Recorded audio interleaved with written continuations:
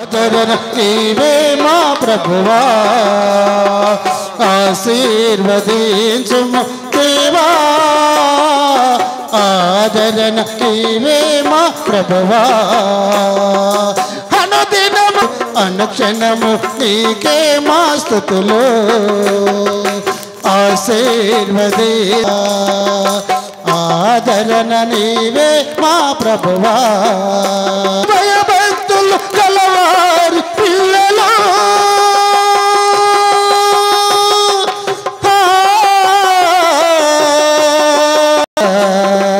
నీ యందు భయభక్తులు గలవారి పిల్లలు నీరు కాటు తోట వల్ల బహుగా ఫలింతురు. నీరు కాటు తోట వల్ల బహుగా ఫలింతురు. నీరు కాటు తోట వల్ల బహుగా ఫలింతురు. ఆశీర్వదించుము దేవా, ఆదరణ నీవే మా ప్రభువా. ఆశే మా ప్రభువా, ఆశీర్వది. బ్రతుకుతున్నామంటే మా నీతి కాదు, మా భక్తి కాదు ప్రభు, కేవలం నీ కృప ద్వారా, నీ ప్రేమ ద్వారా మమ్మల్ని బ్రతికింప చేస్తూ ఉన్న మా జీవదాత, మా ప్రాణ వేడుకట మా ప్రియ తండ్రి. ఆమేన్. దయచేసి అందరూ కూర్చోవాలని ప్రభు నామమున తెలియజేస్తూ ఉన్నాం.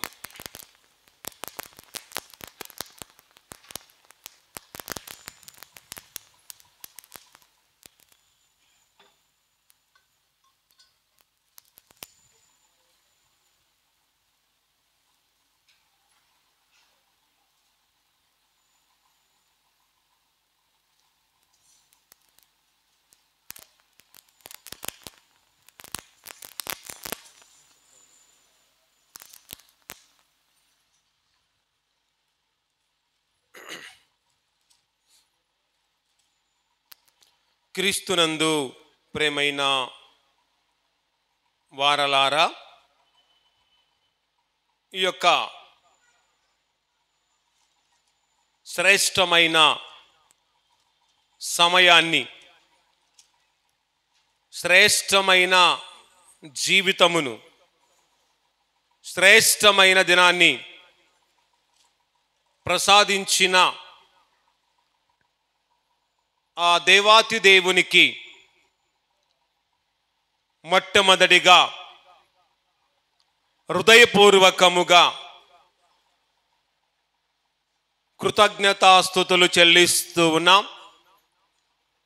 అలాగే ఓపికతో, విశ్వాసముతో, నిరీక్షణతో, ఆశాభావముతో ప్రభు సన్నిధిలో కూర్చున్న మీకందరికీ మన రక్షకుడైన, మన పునరుత్థానుడైన యేసుక్రీస్తు నామమున మీకందరికీ శుభాభివందనాలు తెలియజేస్తూ ఉన్నాం. క్రీస్తునందు ప్రేమైన వారలారా, అందరూ బాగున్నారా?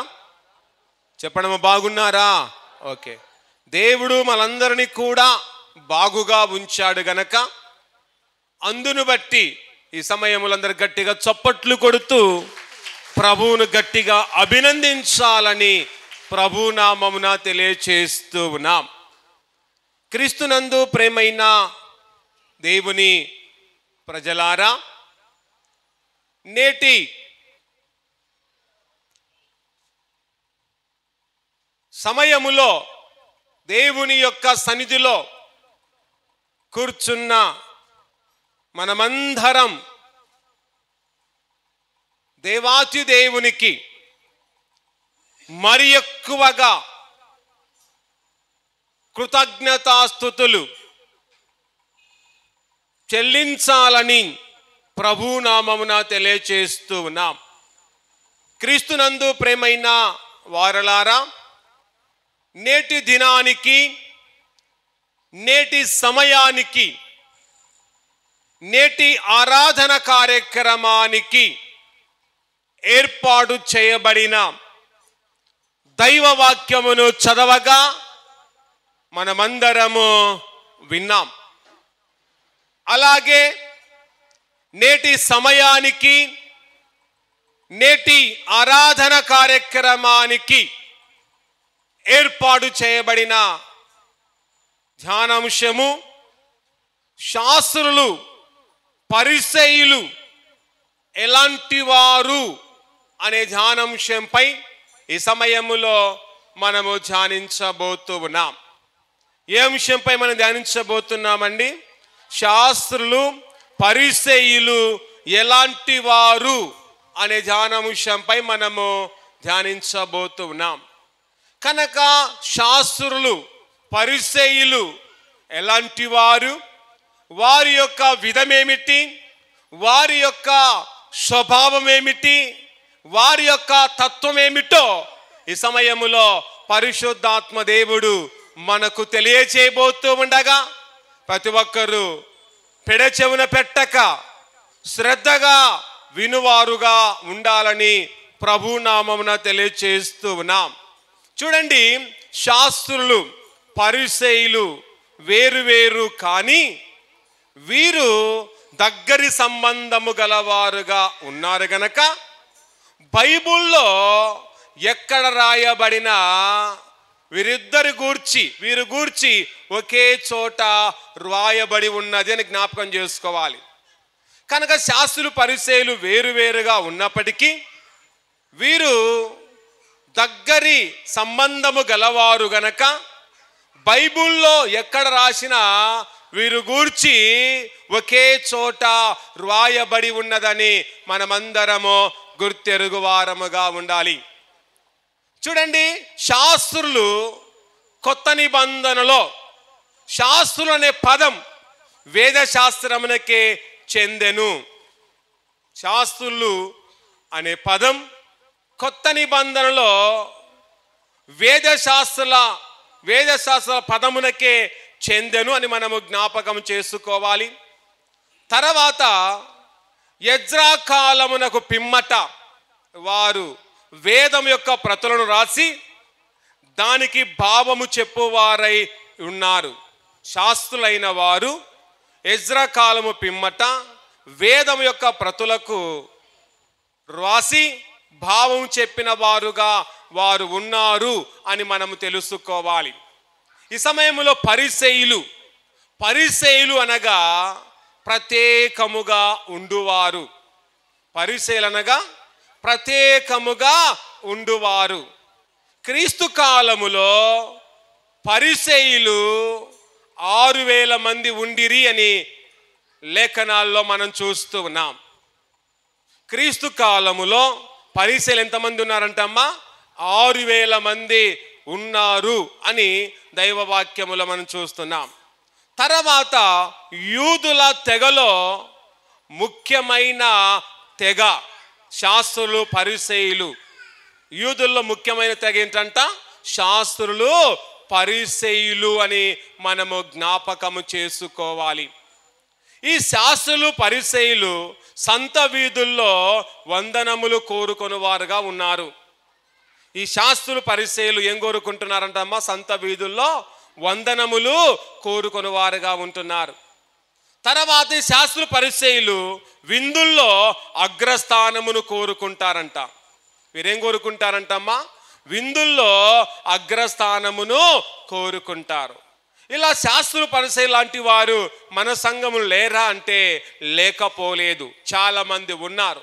విందుల్లో అగ్రస్థానము కోరుకుంటారు, పెళ్లిల్లో అగ్రస్థానము కోరుకుంటారు, కార్యక్రమాల్లో అగ్రస్థానమును కోరుకుంటారు. అలాగే సంఘములో నాకే అగ్రస్థానం ఉండాలని కోరుకునేవారు మన సంఘములో సమాజములో చాలా మంది మనకు కనబడుతూ ఉన్నారు. తర్వాత వీరు దీర్ఘ ప్రార్థనలు చేయవారుగా ఉన్నారంట. శాస్త్రులు పరిచయులు ఎలాంటి ప్రార్థన చేయవారుగా ఉన్నారంట? దీర్ఘ ప్రార్థనలు చేయవారుగా ఉన్నారు. వీరు ఎప్పుడు కూడా క్లుప్త ప్రార్థనలు చేయరు. ఎప్పుడు చూసిన ప్రార్థన చేస్తారంట? వీరు దీర్ఘ ప్రార్థనలు చేయవారుగా ఉన్నారు. వీరి ప్రార్థన ఎలాంటిదంటే హెచ్చింపు ప్రార్థన. వీరి ప్రార్థన ఎలాంటిదంట? హెచ్చింపు ప్రార్థన. ఈ ప్రార్థన అనగానే మన జ్ఞాపకం వస్తుంది ఒక సందర్భం. ఏ సందర్భం అండి? సుంకరి పరిసయ్యుని యొక్క ప్రార్థన మనకు జ్ఞాపకం వస్తుంది. కనుక పరిసయ్యుడు తను తాను హెచ్చించుకొని ప్రార్థించిన విధమును దైవ గ్రంథములో మనమందరము చూస్తూ ఉన్నాం. కనుక వీరు, ఈ శాస్త్రులు అనేవారు, పరిసయ్యులు వారు ప్రభువును నమ్మని వారుగా ఉన్నారు. వారు నమ్మరు, నమ్మేవారు నమ్మనీయకుండా ఉండే ఒక తెగకు సంబంధించిన వారు ఈ శాస్త్రులు, పరిసయ్యులని మనమందరము జ్ఞాపకము చేసుకోవాలి. చూడండి, శాస్త్రులు, పరిసయ్యులు ఎలాంటి వారు అంటే మొట్టమొదటి చూడండి, వేషధారులు. శాస్త్రులు, పరిసయ్యులు ఎలాంటి వారు అంటే అండి వేషధారులు అని చూస్తున్నాం. వేషధారులు అనగా చూడండి, 2 తలంపులు గలవారు. వేషధారులు అనగా 2 తలంపులు గలవారు. ఈ శాస్త్రులు, పరిసయ్యులు కూడా 2 తలంపులు గలవారుగా ఉన్నారు. కనుక మనము కూడా ఈ శాస్త్రులు, పరిసయ్యులాగా 2 తలంపులు గలవారుగా మనముంటే, ఈ సమయములో 2 తలంపులు మనము తొలగించుకొని ఒకే ఒక తలంపు, ఒకే ఒక నిర్ణయం, ఒకే ఒక్క ఆలోచనతో మనము ముందుకు కొనసాగిపోయే వారముగా ఉండాలి. కనుక తెలుసో తెలియక మన జీవితంలో 2 తలంపులు అనేది ఉంటే ఎదినాన మనము వదిలిపెట్టుకున్న వారముగా ఉండాలి. వేషధారులు అనగా 2 స్వభావములు గలవారు. వేషధారులు అనగా 2 స్వభావములు గలవారు.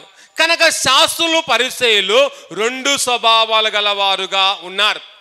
కనుక సంఘములో, సమాజములో నివసిస్తున్న మనం 2 స్వభావములు గలవారముగా ఉండకుండా ఏక స్వభావము, ఏక తాత్పర్యము, ఏక నిర్ణయము కలిగి మనము జీవించాలి.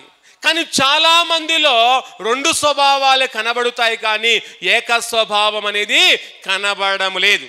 కనుక మన జీవితానికి 2 స్వభావాలు తీవ్రమైన నష్టాన్ని కొని తెస్తూ ఉన్నాయి.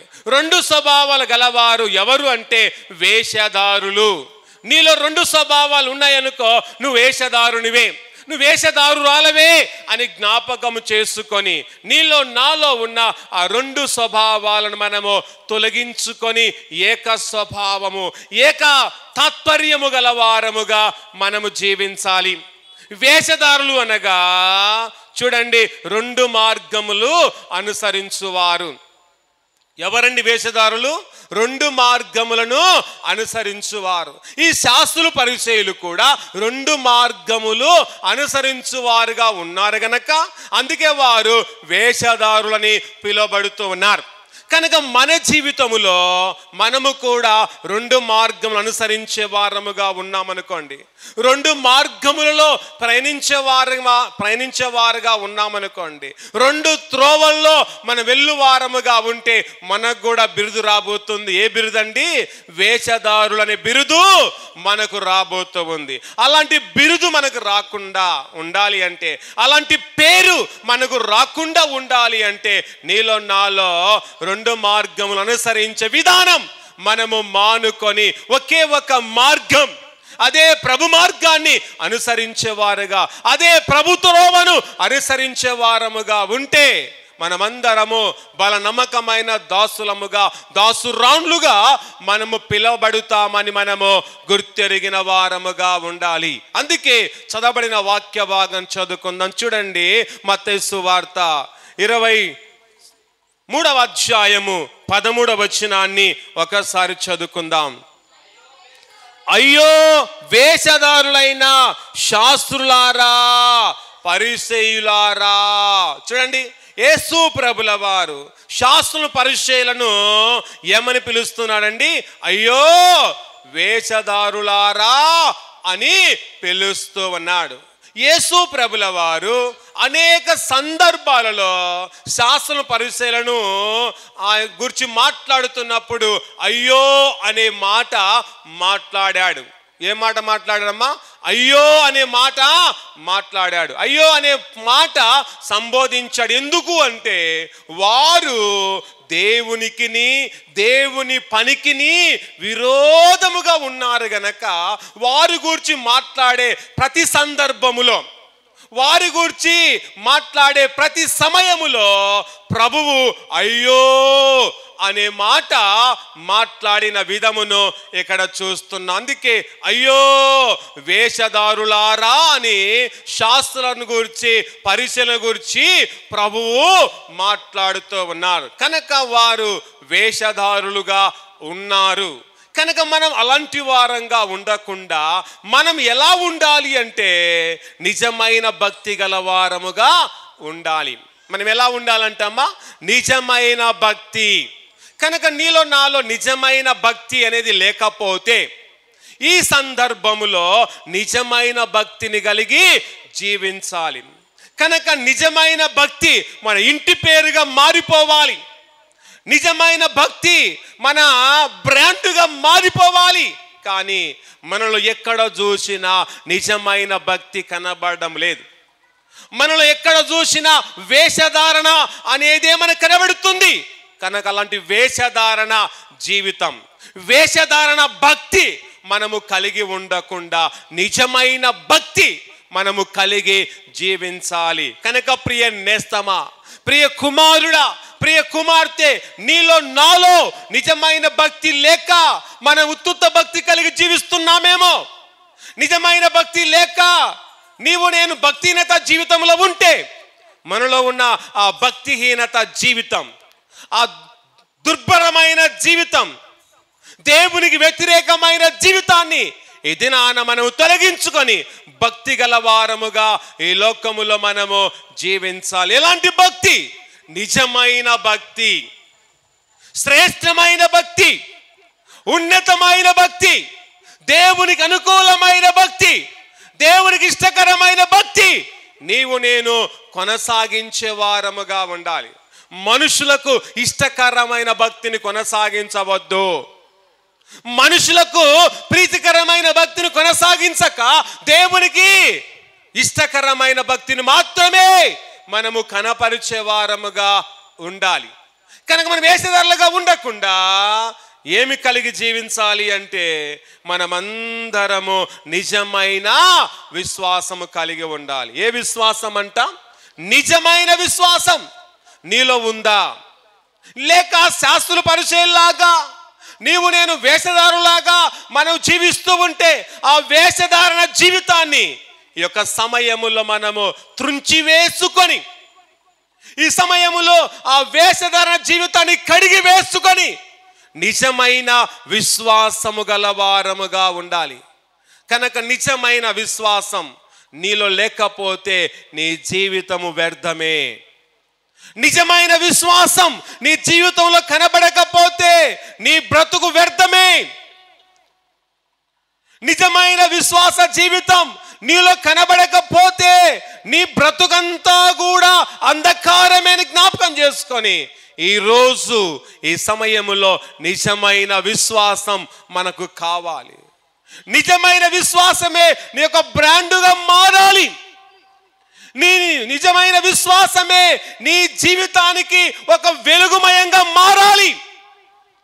నీలో ఉన్న విశ్వాస జీవితమే నీకు దీవెనకరంగా మారాలి గనక అందుకే నీవు నేను నిజమైన విశ్వాసము ఉండాలి.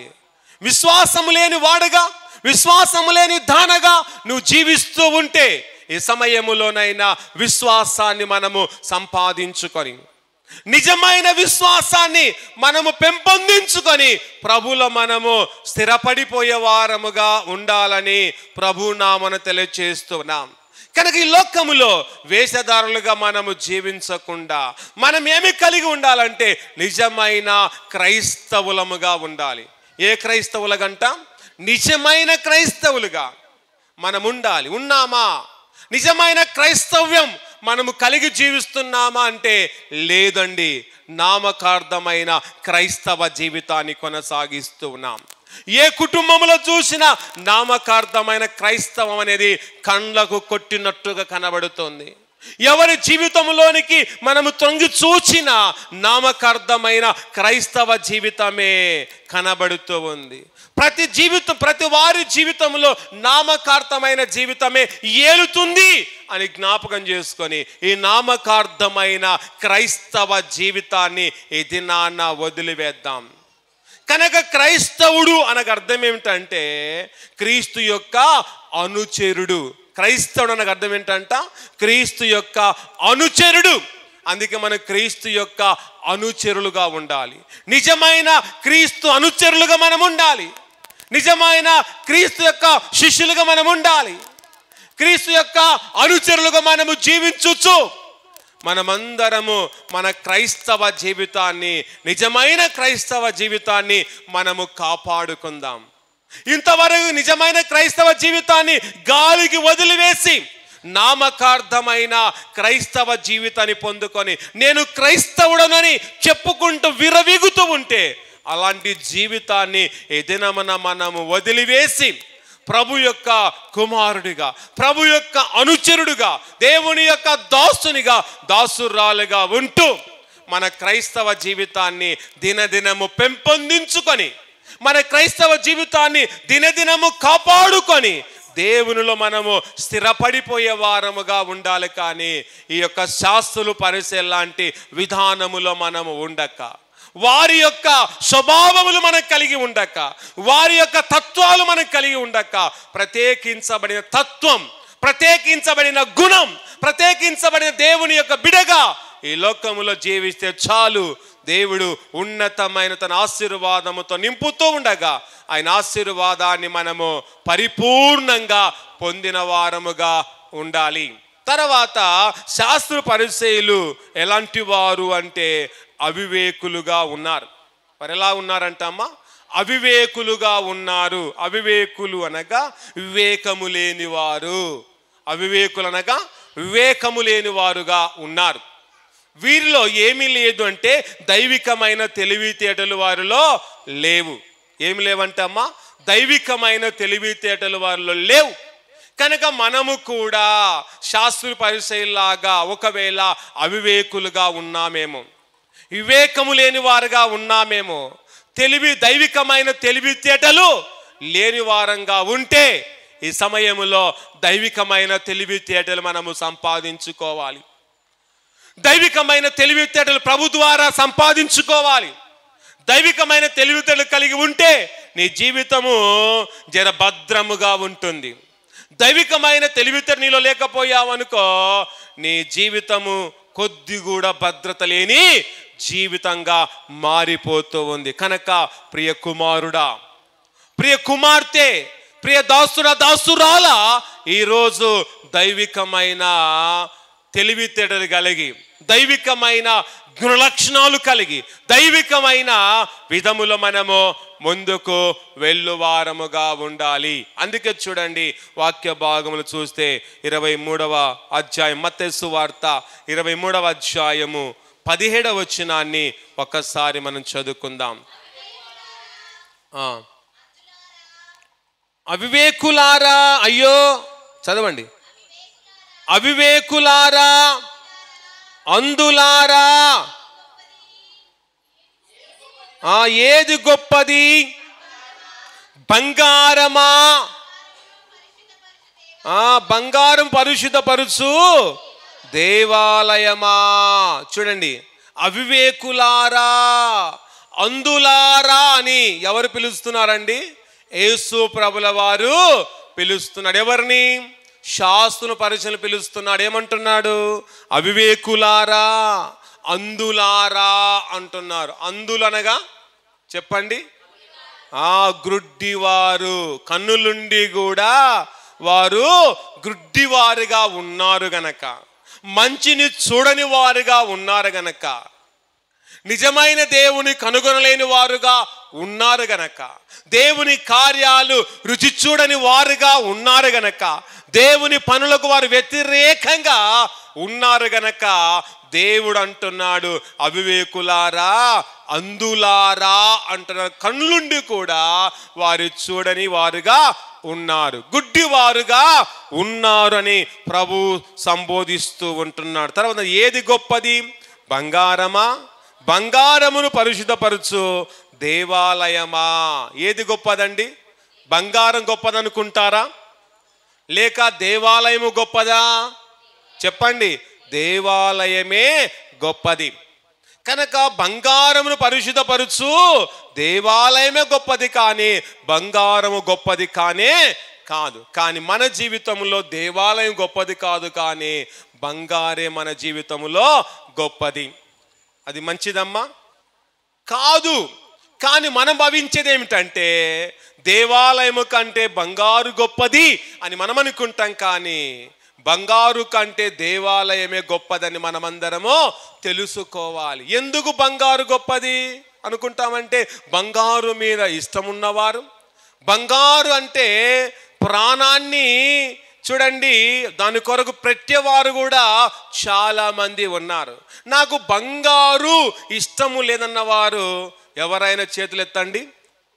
నాకు బంగారు ఇష్టం లేదన్న వారు ఎవరైనా చేతులు ఎత్తుతారా? ఎవరు కూడా చేతులెత్తనే ఎత్తరు. ఎందుకంటే బంగారు అందరికీ ఇష్టమే. ఎందుకంటే ఇప్పుడు ఇంచుమించు దాని ఖరీదు ఎంత అవుతుందమ్మా? 1,00,000 రూపాయలు కాబోతుంది. 1,00,000 రూపాయలు బంగారు నాకు ఇష్టం లేదని ఎవరైనా చెప్తారండి?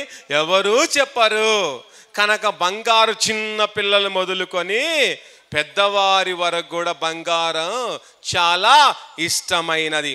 కానీ మన దృష్టిలో, ఈ లోక దృష్టిలో బంగారే గొప్పది, బంగారే మహాభాగ్యం అని మనం అనుకుంటున్నాం. కానీ దైవికంగా మనం ఆలోచిస్తే బంగారు కంటే బంగారు పరిశుద్ధపరచు దేవాలయమే గొప్పదని ఎరిగి దేవాలయాన్ని మనం గొప్పగా ఎంచుకోవాలి. దేవాలయంలో దేవుడు కూడా గొప్పవాడని మనము ఎంచుకోవాలి. అలా ఎంచుకుంటే నీకెంత బంగారు కావాలని దేవుడు అంత బంగారు ఇస్తాడు.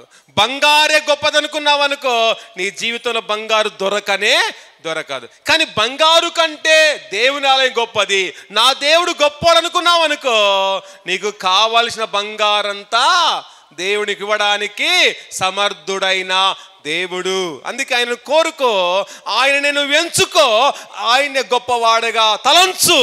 నీకు దేవుడు ఏమి కావాలో, నీకు ఏ బంగారు కావాలో, ఏ వెండి కావాలో, ఏ ఆభరణం కావాలో దేవుడు ఇవ్వడానికి సంసిద్ధముగా ఉన్నాడని ఎరిగి మన జీవితములో, వ్యక్తిగత జీవితములో నీవు నేను దేవుని యందు నమ్మకంగా ఉంటూ దేవుని మనము ఉన్నతమైన వ్యక్తిగానే మనము భావించాలి.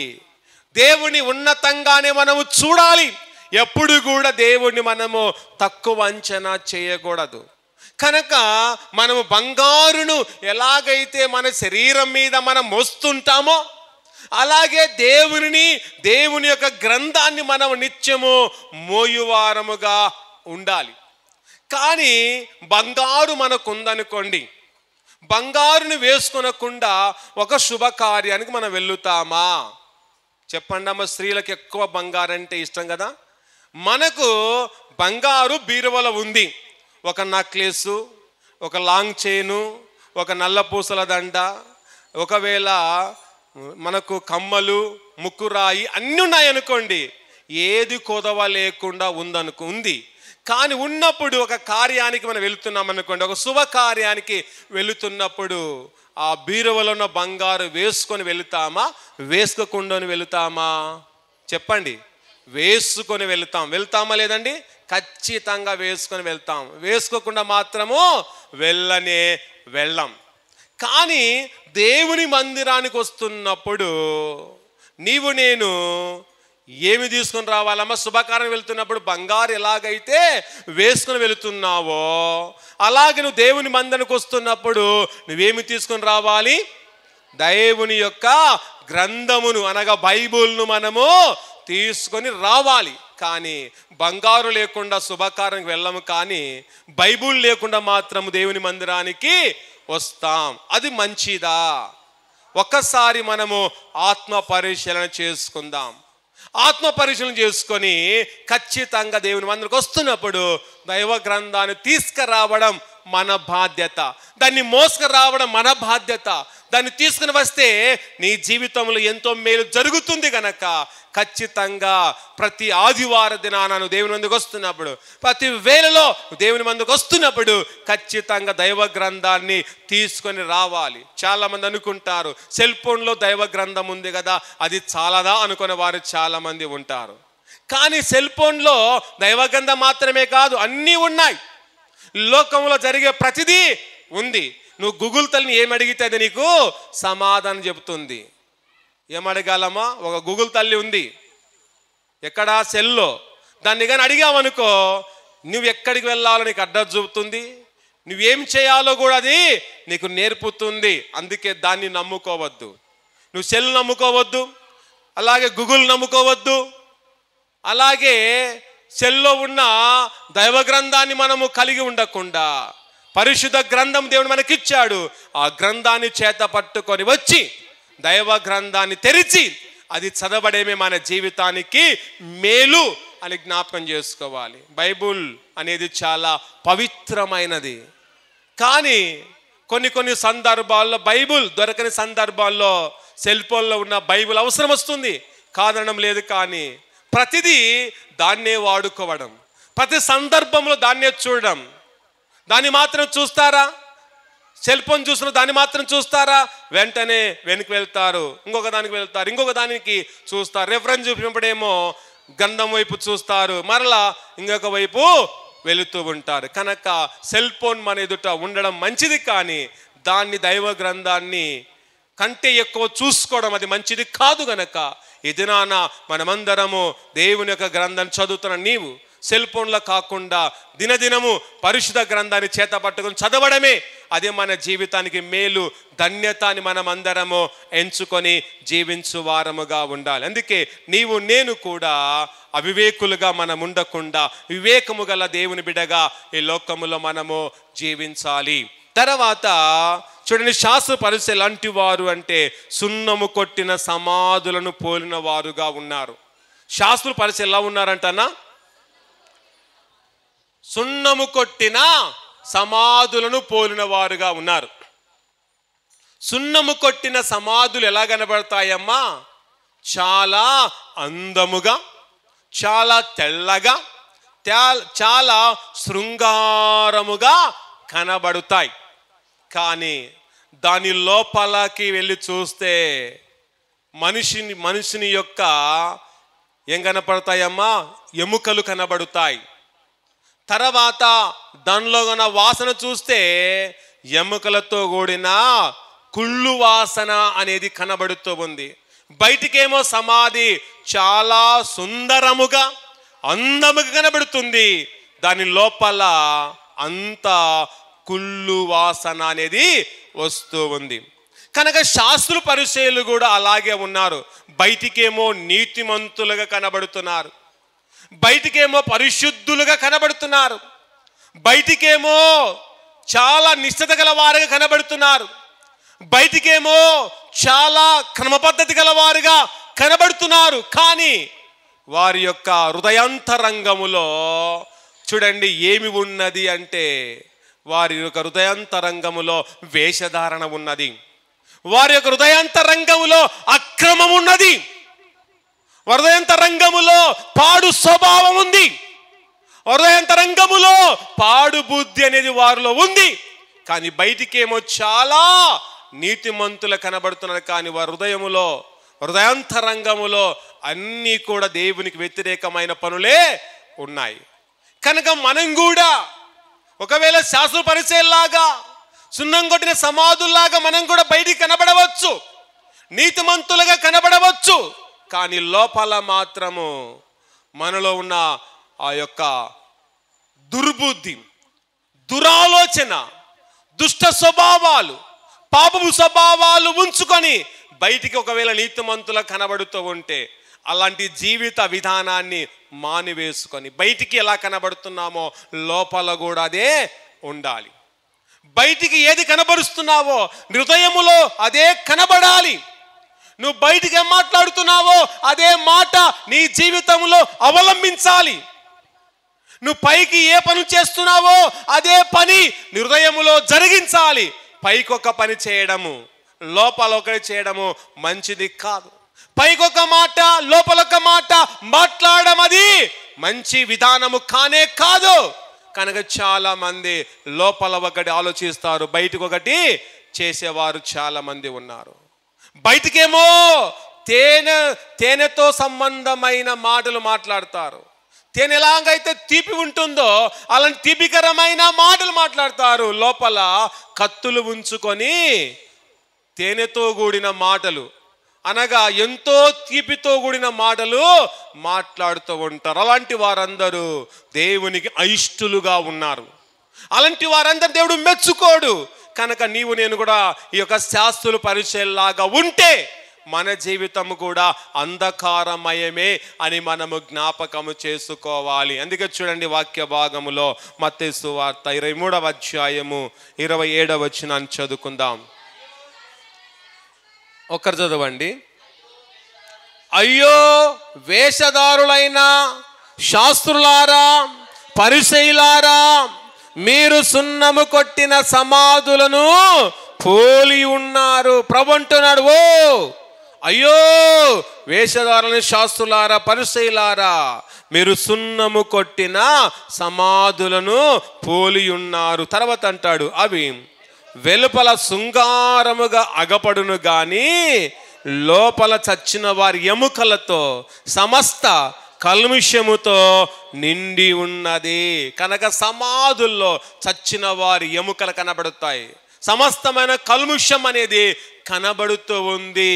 కనుక మన జీవితంలో కూడా చూడండి, బ్రతికి ఉన్నా చచ్చిన వారంగా ఉన్నామేమో. బ్రతికి ఉండి అంధకారం మనలో ఉంటూ లోపలన్నీ ఉంచుకొని బయటికి నేను భక్తి గలవాడనని నువ్వు ఫోకస్ ఇస్తున్నావేమో, నేను భక్తి గలదానని నడుచుకుంటున్నావేమో. మనుషులకు నీ భక్తిని కనపరుచుకొని జీవిస్తూ ఉంటే మనుషులకు కాదు నీ భక్తిని కనపరుచుకోవలసింది. నీ భక్తిని, నీ విశ్వాసాన్ని, నమ్మకత్వాన్ని దేవునికి కనపరుచుకోవాలి. మనుషుల మెప్పు కాదు కావాల్సింది, నీకు దేవుని మెప్పు కావాలి. అందుకే మన జీవితంలో దేవుని మెప్పు మనకెంతో అవసరమై ఉన్నది. గనక ఈరోజు నీవు నేను కూడా ఎలా ఉన్నాం, ఈ శాస్త్ర పరిచయం లాంటి విధానములో ఉంటే, అలాంటి నడవడిక మనలో ఉంటే ఇది నాన్న వదిలివేసుకొని బయట ఒక రకంగా లోపల ఒక రకంగా ఉంటే ఒకే రకం ఉండాలి, ఉంటే ఒకే విధానములో ఉండాలి, ఉంటే ఒకే తలంపులో కొనసాగాలి, ఉంటే ఒకే మార్గంలో నడవాలి, ఉంటే ఒకే నిర్ణయం కలిగి ఉండాలి. అది బ్రతుకైన చావైనా ఒకే విధములో ఉండడమే అది శ్రేష్టకరమైన జీవితం, అదే ధన్యకరమైన క్రైస్తవ జీవితం, అదే మేలుకరమైన గొప్ప విశ్వాస జీవితం అని ఎంచుకొని ఈ లోకములో మనము నడిచి ముందుకు వెళ్ళువారుగా ఉండాలి. తర్వాత కింది చదవనకంటాడు, అలాగే మీరు వెలుపల మనుషులకు నీతిమంతులుగా నగపడుచున్నారు గాని లోపల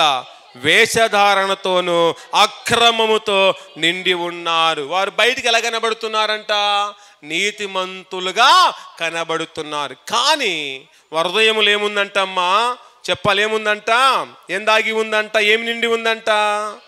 అక్రమమును వేషధారణ నిండి ఉంది. వాళ్ళంతట్లో అక్రమము వేషధారణ నిండుగా నిండి ఉంది. బయటికేమో నేను నీతిమంతుడు అనుకుంటున్నారు, కానీ మనం కూడా అలాగున్నామే.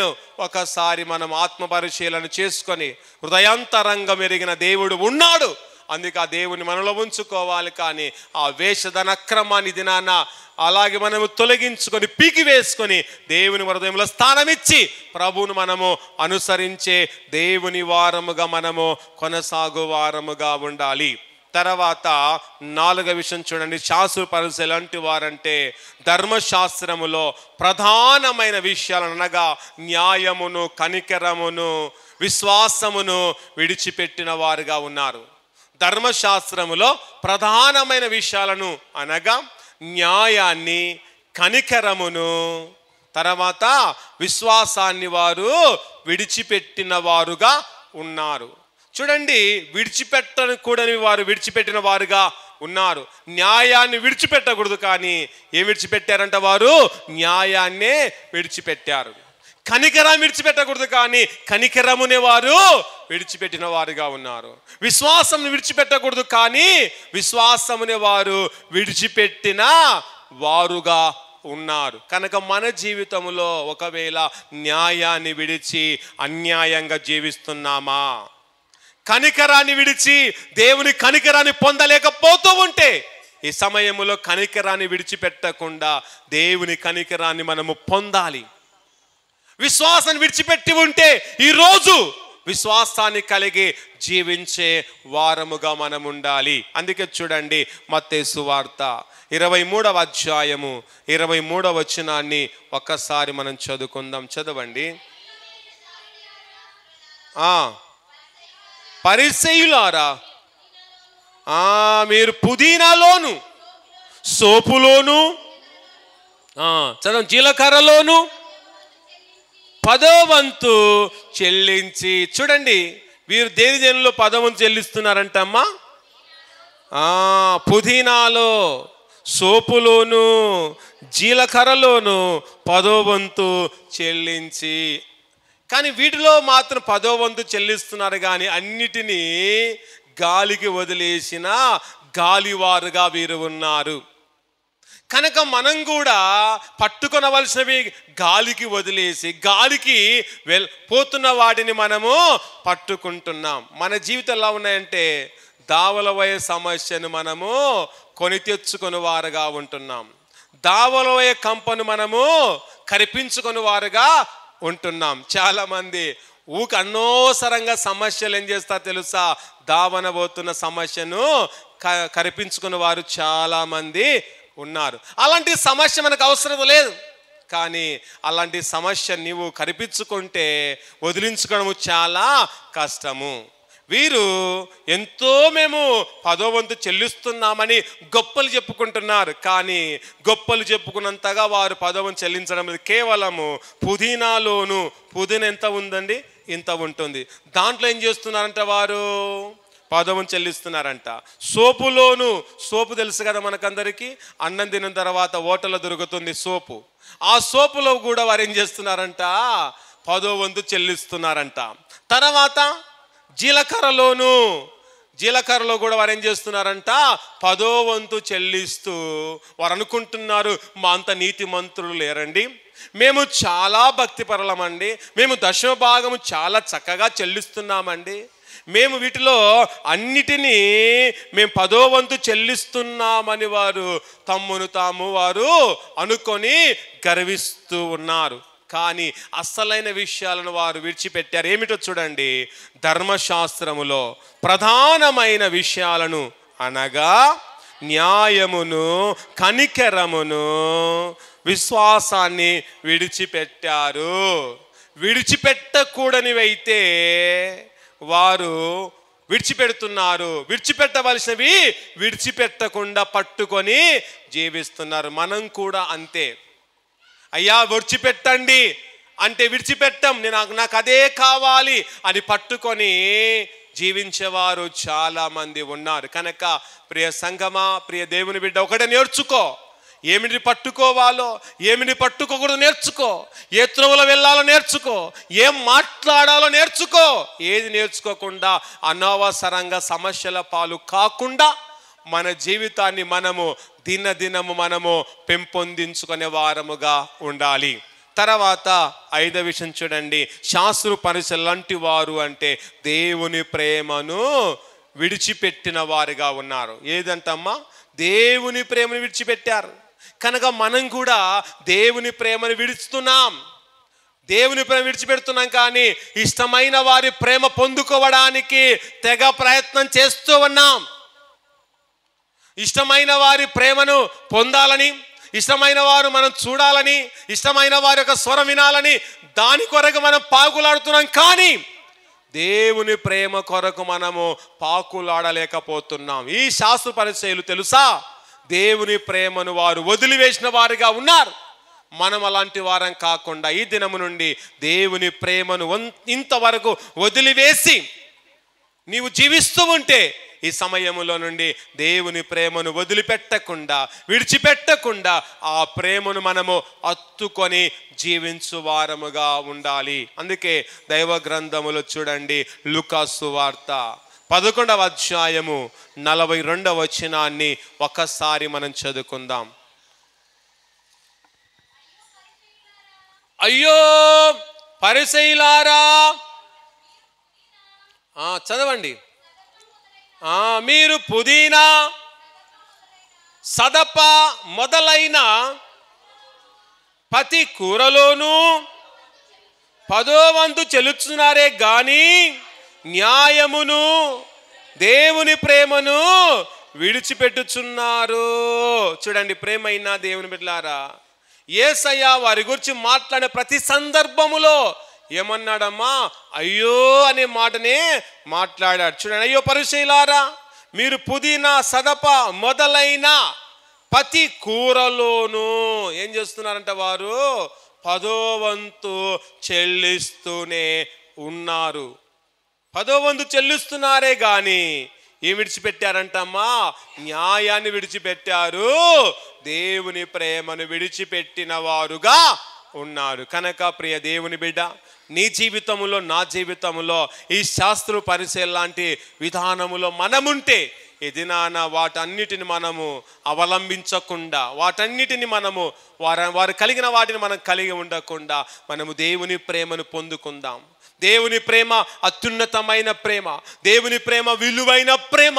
మనుషుల ప్రేమ కంటే దేవుని ప్రేమ గొప్ప ప్రేమ. గనక ఆ ప్రేమను మనము కలిగి దేవుని యొక్క సన్నిధిలో మనముంటూ, ప్రేమామయులుగా మనము జీవిస్తూ, దేవుని యొక్క సహవాసములో ఉంటూ మనం ఒకరికొకరు గౌరవించుకుని వారముగా ఉండాలి. కానీ ఒకరికొకరు మనము విమర్శించుకుని వారముగా ఉండకుండా, ఒకరి గురించి ఒకరు మనము ఎత్తిపుచ్చుకోకుండా, ఒకరి గురించి ఒకరము సాటిలు చెప్పుకోకుండా, ఒకరి గురించి ఒకరు నిందలు వేసుకొనకుండా మర్యాదపూర్వకముగా ఈ లోకములో మనము జీవిద్దాం.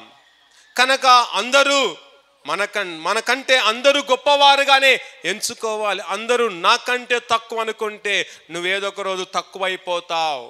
ఈ శాస్త్రపరిచయాలు వారందరూ అనుకుంటున్నారు మేమే ఎక్కువ, మేమే గొప్పవారము, మేమే ఉన్నతమైన వారం అనుకున్నారు. చివరికి అందరికంటే వారే తక్కువైపోయిన విధమును మనము చూస్తున్నాం. కనుక సుంకర్ అనుకున్నాడు, తాను తగ్గించుకొని ప్రార్థించాడు. ఏమైపోయాడమ్మా? అతడు హెచ్చింపబడ్డాడు. కానీ పరిసయ్యుడు తాను హెచ్చించుకున్నాడు. ఏమైపోయాడమ్మా? తగ్గించబడ్డాడు. కనుక తాను హెచ్చించుకున్న వాడు ఏమైపోతాడంట? తగ్గించబడతాడు. తను తగ్గించుకుని వాడు హెచ్చింపబడతాడు. గనక ఎప్పుడు కూడా మనం హెచ్చులోనికి వెళ్ళకుండా తగ్గులో ఉంటే మనమందరం ఏదో ఒక దినాన హెచ్చింపబడతాము, ఆశీర్వాదింపబడతామని గుర్తెరిగి ఈ శాస్త్ర పరిచయం లాంటి సుగుణాలు, ఇలాంటి స్వభావాలు మనము కలిగి ఉండకుండా, వారి యొక్క తత్వం కలిగి ఉండకుండా, ప్రభు యొక్క తత్వం, ప్రభు యొక్క విధానం కలిగి జీవిస్తూ దేవుని మందిరకు వస్తున్న నీవు ఎలాంటి వాటిని గురించి ఆలోచించకుండా, ఇతరుల గురించి మనం విమర్శించకుండా, ప్రభువును గూర్చిన వాక్యాన్ని విని మన బ్రతుకును మనము సరిచేసుకునే వారముగా ఉండాలి. ఈ సమయంలో ఒక చిన్న ఉదాహరణను మనము జ్ఞాపకం చేసుకుందాం. ఒకానొక ఊరిలో ఒక పెద్ద ఆయన దేవుని మందిరకు వచ్చాడంట. వచ్చి వెనుక ఉన్న ఒక బెంచ్లో కూర్చున్నాడంట. కూర్చున్నగానే ఆ బెంచి చూడండి గతుకు కొట్టిందంట. అంటే ఒక కాలు ఇరిగిపోయింది, కొద్దిగా ఇరిగిపోయింది. ఆయన కూర్చున్నగానే గతుకు కొట్టిందంట. వెంటనే అన్నాడంట, ఏమి సంఘ పెద్దలురా, ఈ యొక్క బెంచ్ని కూడా తయారు చేయించలేని పరిస్థితుల్లో ఉన్నారు సంఘ పెద్దలు అని విమర్శించడం ప్రారంభించాడంట. సరే అని కూర్చున్నాడు. కూర్చొని ఫ్యాన్ వేసుకోవాలని ఫ్యాన్ వేసుకున్నాడంట. ఫ్యాన్ వేసుకునగానే ఫ్యాన్ గడగడ శబ్దం వచ్చిందంట. రాగానే వెంటనే మరలా విమర్శిస్తున్నాడు, ఏమి పెద్దలురా, ఈ ఫ్యాన్ కూడా రిపేర్ చేయించలేని పెద్దలు ఏమి పెద్దలురా అని పెద్దలను విమర్శిస్తూ ఉన్నాడు. తర్వాత పాటలు పాడేవారు పాటలు పాడుతున్నారంట. పాటలు పాడుతుంటే వారిని కూడా విమర్శిస్తుంట, ఇలా నా పాటలు పాడేది, ఇలాగా నా పాటలు పాడేదని పాటలు పాడేవారిని కూడా అతడు విమర్శిస్తూనే ఉన్నాడు. కొయిరు వారు లేచి పాటలు పాడుతుంటే, ఇదేమి కొయిరండి, ఇలాంటి కొయిరు ఏం కొయిరు ఇలానే పాటలు పాడేదని కొయిరు వారిని కూడా విమర్శించడము ప్రారంభించాడంట. తర్వాత ప్రార్థిస్తూ ఉంటే ప్రార్థించే వారిని కూడా విమర్శిస్తున్నాడంట. ఇలాగానా ప్రార్థించేది, అలా కాదు ఇలా ప్రార్థించాలని ముసలోడు గొనుగుతూనే ఉన్నాడంట. చర్చికి వచ్చినది మొదలుకొని ఏం చేస్తున్నాడంట, గొనుగుతూ ఉన్నాడు, సనుగుతూనే ఉన్నాడు. తర్వాత పాస్టర్ గారు వాక్యానికి లేచారంట. లేచి వాక్యం చెబుతుంటే ఇలానా వాక్యం చెప్పేది పాస్టర్ గారు, అలా చెప్పాలి ఇలా చెప్పాలని పాస్టర్ గారిని కూడా విమర్శిస్తున్నాడు. ప్రారంభం మొదలుకొని ఎవరిని వదిలిపెట్టకుండా ఏం చేశాడంటమ్మా, అందరినీ విమర్శించాడు, అందరినీ అవమానకరంగా మాట్లాడుతున్నాడు. కానీ ఆరాధన అయిపోయింది, వాక్యం అయిపోయింది. ఆ సమయంలో ఏం చేస్తామమ్మా, మన వాక్యం అయిపోయిన తర్వాత ఏం చేస్తాం, కానుకలు పట్టుకుంటాం కదా. అలాగే కానుకలు పట్టడానికి అక్కడ ప్రారంభించారంట. కానుకలు పట్టుతూ చివరిలో కూర్చున్న ఆ తాతగారి దగ్గరికి, ఆ పెద్దయిన దగ్గరికి ఈ కానుక కర్ర వెళ్ళింది. వెళ్ళగానే ఇలా కొట్టి తీసి దాంట్లో కానుక వేశాడంట. వేసినప్పుడు ప్రక్కన ఎవరు కూర్చొని తెలుసా, అతని యొక్క మనమడు కూర్చున్నాడంట. కూర్చొని అతడు వాళ్ళ తాత విమర్శించే ప్రతి విమర్శ చూస్తున్నాడంట. వారి తాత ఆలోచించే ప్రతి ఆలోచన గమనిస్తున్నాడంట. చివరికి వేస్తున్న సందను కూడా గమనించాడు. గమనించి ఆరాధన అయిపోయింది, అలాగే సెలవు కీర్తన అయిపోయింది, ప్రభు నేర్పిన ప్రార్థన అయిపోయింది, ఆశీర్వాదం అయిపోయింది. చివరిగా మెట్లు దిగుతున్న సమయంలో అందరూ చూస్తూ ఉండగానే తాత అన్నాడంట, చెప్పు మనవడా అన్నాడంట. తాత నీ బ్రతుకు వేసింది రూపాయ. ఏమన్నాడమ్మా, అందరూ చూస్తూ ఉండగా అందరు వింటూ ఉండగా అన్నాడంట, తాత నువ్వు సంద వేసింది రూపాయ, నీ బతుకుకు సంద వేసింది రూపాయ, కానీ ఎన్ని విమర్శలు చేశావు తాత, అన్ని విమర్శలు నీకు అవసరమా అనగానే అక్కడున్న వారందరూ ఏమయ్యారంట, పక్కున నవ్వారంట. నవ్వగానే ఏమైపోయిందమ్మా, ఈయనకు అవమానము కలిగింది. నీ బతుకు వేసింది రూపాయ, నువ్వు విమర్శలు చేసిందేమో ఎన్నెన్నో విమర్శలు చేశావు తాత, నీకు అవసరమా అనగానే అక్కడున్న వారందరూ కూడా పక్కున నవ్వారు. కానీ అవమానపరచాలనుకున్నాడు కానీ చివరికి అతడే అవమాన పాలయ్యాడు. కనుక మనం కూడా ఒకసారి విమర్శిస్తుంటాం, నోటి దురద తట్టుకోలేక విమర్శించేవారు చాలామంది ఉన్నారు. ఏదేదో అనుకున్న వారు చాలామంది ఉంటున్నారు. కనుక అలా విమర్శించడము మనకు మంచిదిగా. ఇతరుల వారు విమర్శిస్తే మనం కూడా విమర్శింపబడుతాం, ఇతర వారిని అవమానపరుస్తే మనం కూడా అవమానపరుస్తాం. నమ్మకమైన బిడగా ఉంటూ ఎవరిని గురించి విమర్శించకుండా జాగ్రత్తగా ఉంటూ ప్రభును కొనియాడి మన జీవితాలను ప్రభుకు అప్పగించుకొని ఈ శాస్త్ర పరిచయలాగా మనం జీవించకుండా ప్రభు ప్రత్యేకంగా జీవించవచ్చు, ప్రభు సన్నిధిలో ప్రత్యేక కనబడుతూ విశ్వాస నావలో మనము ముందుకు కొనసాగువారముగా ఉందాం. ప్రార్థించుకుందాం. తలలు వంచండి, ప్రార్థించుకుని దేవుడిచ్చే ఉన్నతమైన తన దయ, ఉన్నతమైన తన కనికరం, ఉన్నతమైన తన ఆశీర్వాదాన్ని ఈ సమయంలో మనం పొందుకుందాం. అందరూ ప్రార్థిస్తూ ప్రభువును స్తుతిస్తూ ఉంటుండగా ప్రార్థన. దేవానికి స్తోత్రాలు. ఇంతవరకు నాయన మీరు మాతో మాట్లాడిన ప్రతి మాటను బట్టి, వాక్కును బట్టి వందనాలు. నీ వాక్య ప్రకారంగా జీవించే మహాభాగ్యమును, మహాధన్యతను మాకు అందించి మమ్మల్ని బలపరుచుమని అందరూ ప్రార్థిస్తూ ఉంటుండగా ప్రార్థన చేసుకుందాం. మన మధ్యలో ఉన్న అడవి రాముడు గారు ప్రార్థన నడిపిస్తారు. అందరూ కళ్ళు ముచ్చుకుంటే ప్రార్థన చేసుకుందాం. ప్రేమ నమ్మకం గల పరలోక ప్రజా నీ బంగారు పాదములకు స్తుతులు స్తోత్రాలు వందనాలు తండ్రి.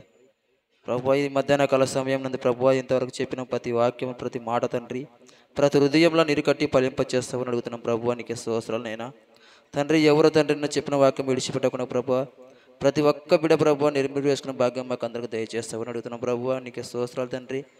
ఇంకా నీ సన్నిధానికి రాలేక ప్రభు ఎందరైతే ఉన్నారో ప్రభువా తండ్రి ప్రతి ఒక్కరితో మాట్లాడి ప్రతి ఒక్కరిని నీ సన్నిధానికి నడిపించమని అడుగుతున్న ప్రభువా నీకే స్తోత్రాలు తండ్రి. వందనాలు ప్రభువా.